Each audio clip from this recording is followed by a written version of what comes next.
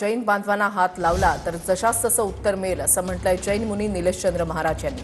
मीरा भाईंदरमध्ये व्यापाऱ्याला मारहाण झाल्यानं जैन मुनी निलेशचंद्र महाराजांनी हा इशारा दिलाय।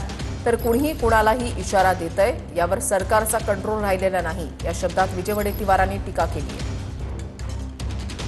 बहुत विचित्र स्थिति हमारे मीरा भाईंदर अभी बोल दिया, आता जर माझ्या मारवाडीला हात जर लागला तर तसं उत्तर आमच्या 36 को देगा का नहीं देगा। हे सगळेच इशारा एकमेकाला देणं सुरू आहे। म्हणजे ओबीसी मराठ्यांना देतोय, मराठा ओबीसीना देतोय, धनगर आदिवासींना देतोय, जैन मराठ्यांना देतोय, मारवाडी गुजरात्यांना, हे सगळं चालेल। केवळ हे धमक्या इशारे आणि यातून कायदा सुव्यवस्था, म्हणजे कोणी कोणाला इशारा देईल, कोणी कोणाला भुसकून मारेल यावर आता सरकारचंच कंट्रोल राहिला नाही। त्यामुळे वाटेल ते धमक्या देण्याचं सत्र सुरू झालं आहे।